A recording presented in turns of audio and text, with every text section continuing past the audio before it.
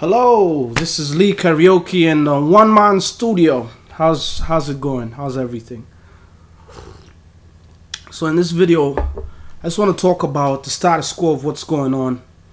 There's a lot of stuff going on. You know, you're reading about Occupy Wall Street, all the riots. You know, the cops doing overtime and all the stuff that's going on. First of all, I'm here to tell you that it's not an effective way to occupy Wall Street if you want to get those people at the Wall Street, you know, the people that are actually responsible for you know, the 1% that own everything and the 99 that own nothing.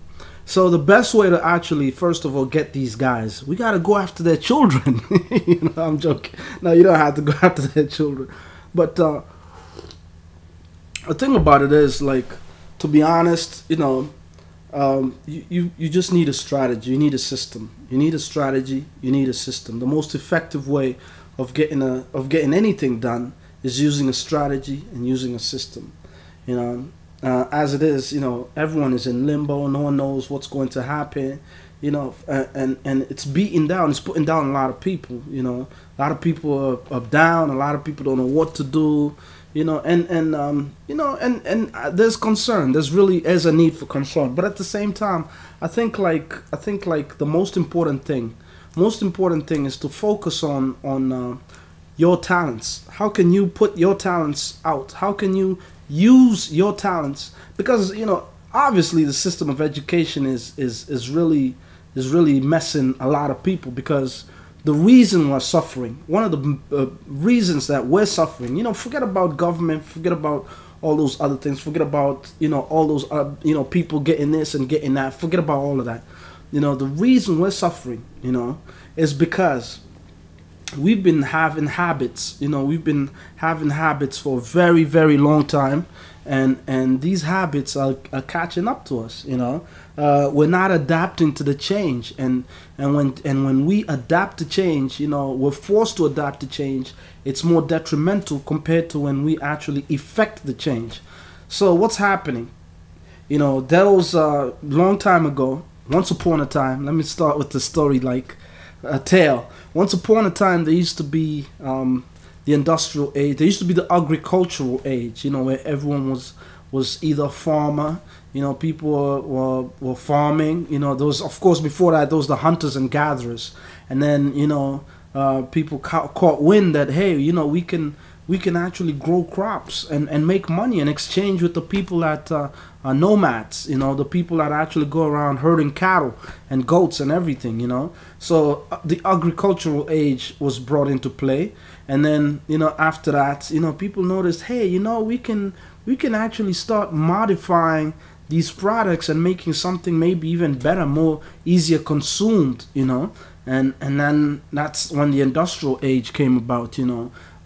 You know, the industrial age was there for a long time, and then someone sat up and he was like, "Oh, hold on, you know, there's something else going on here. You know, we're actually changing from, you know, we need information. You know, we need information so we could be on top of this game. You know, what's driving the economy is information." So after that, we came to what is now called the information age.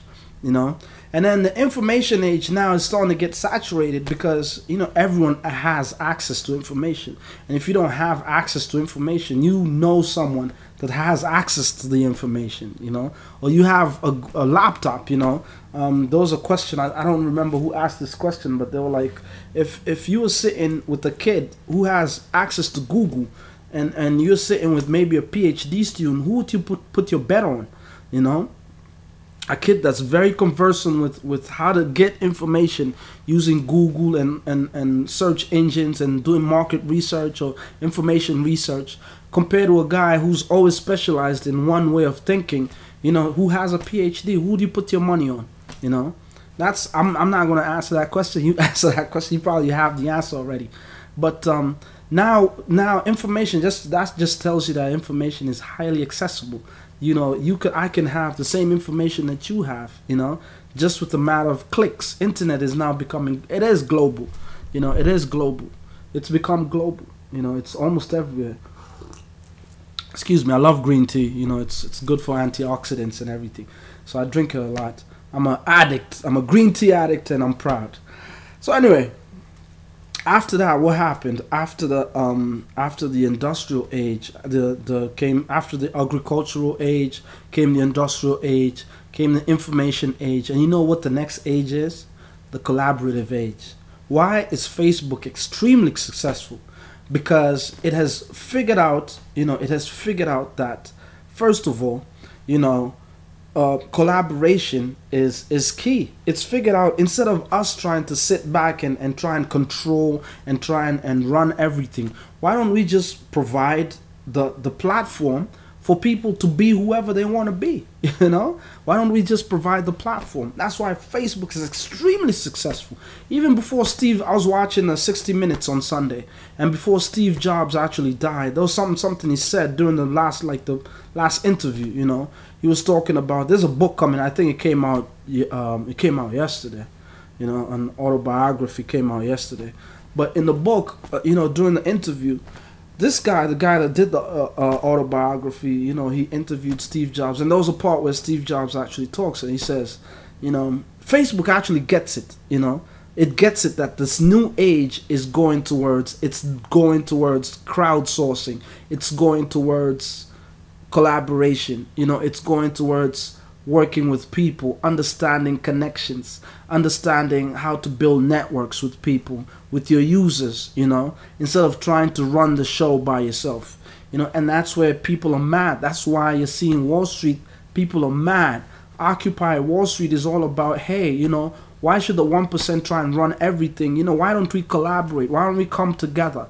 You know, it may have started one individual, but it spreads. What about you heard of, you know, from back in the day, there was this guy called Seth Godin. He used to talk about, Seth Godin used to talk about building a tribe. There was this other guy, David, I forget his name. You know, David, in fact, one of the guys, he wrote a book, I think it's called Tribal Leadership. You know, and it's understanding the psychology of where things are headed. Things are headed in collaboration. If you want to, and for you to be able to optimally collaborate with anyone, for you to be able to build relationships, for you to get people to help you for a common cause, you know, you have to first of all position yourself. You have to position yourself in a way that you can attract people who want to work with you. And how do you do that? You first of all have to work on your own psyche. You have to start working and understanding who you are as an individual. Sometimes it's hard, you know, it's not easy. I'm telling you, it's not easy, you know, because, you know, you have all these things that you're dealing with, you know, all these emotions that you're dealing with, you know. There's the emotion of fear of failure. There's the emotion of being unemployed. There's the emotion of not being loved. There's the emotion of losing the one that you love. You know, all these emotions are actually coming in, and they're really dictating how we communicate with people, and more important, how we even collaborate with people. So really, there's two things. There's two things that really come in between building optimal collaborative platforms. You know, one of them is fear. You know, fear I might get ripped off. Fear that this guy might take advantage of me. You know, fear that, you know, if you know, what will happen if this thing doesn't, if I'm doing more work than this other person, you know? What will happen, you know? And you have to overcome that fear. If you want to become successful, you have to overcome that fear. Stephen Covey wrote a book, Speed of Trust. You know, right now, to be honest, trust is like the driving force, you know? You see a lot of people coming out with products every day. They're putting products on the internet. They're putting books on the internet. You know, they say, go buy my stuff. Go buy my stuff. You know, it will do this for you. You know, this is the magic bullet. Why are they not making all those sales? You know, it's a small percentage of people that's really killing it, you know. But the rest is just struggling. Why is the rest struggling? You know, because people don't believe you. There's trust, the element of trust, you know. Big corporations right now, I think you know, when it comes to trust, as far as corporations, I think as banks, it starts with banks. You know, I was checking out, like, there was a survey that was done. You know, back in the day, doctors used to have the highest level of trust. Like, people automatically, you know, and they heard the word doctor, they knew, you know, this was a person to trust. And now I don't even know. You know, it's dropped. You know, it's dropped. Don't trust corporations. Don't trust banks. Oh, banks! Don't even get me started. Nobody trusts banks anymore. You know, people, if they had the option of not putting their money in the bank, they would not put their money in the bank.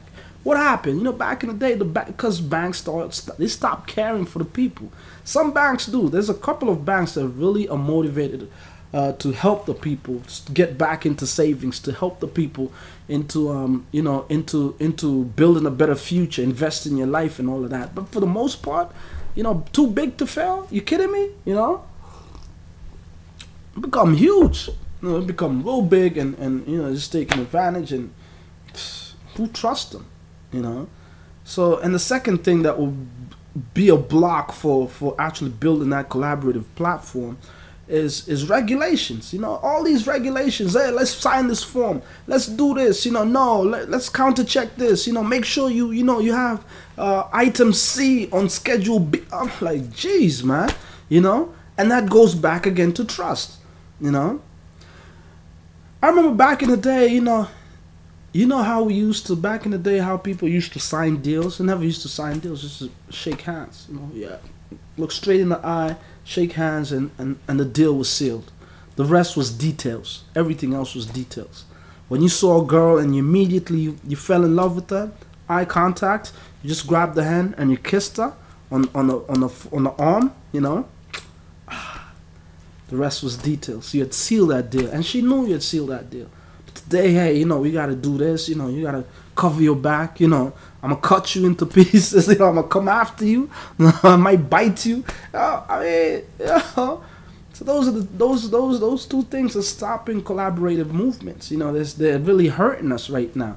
You know, when it comes to job applications, you find like a lot of times we want to, you know, you're putting out your resume. That's, you know, it's not the most effective way of looking for a job. Systems again, you know, it boils down to systems, strategies, and all that information really is here, you know, in Redefine Work. You can click and get the book. You know, if you don't want to get the book, it's fine, you know, but start thinking in a way that it's going to help you, because at the end of the day, you know, just doing whatever is being told to you, you know, whatever you're being advised to do, it's probably not the most effective way, especially knowing what type of individual you are. You know your strengths, you know what you're capable of doing, you know what you're not capable of doing. That's equally important, you know, and just work on that, you know, just work on that, elevate yourself, and collaborate. You have to collaborate. This new economy is all about collaborations. If you don't collaborate, you don't have you're not connected with people, it's going to be hard. You can't do the solo move like back in the day. Solo moves, they used to be nice back in the day, and everybody used to give you kudos and everything, but at the end of the day, you know, you gotta collaborate. You know, collaborate. Collaboration is key. Get connected, get respected, get hired, or get clients. Thank you. Lee Karaoke, adios.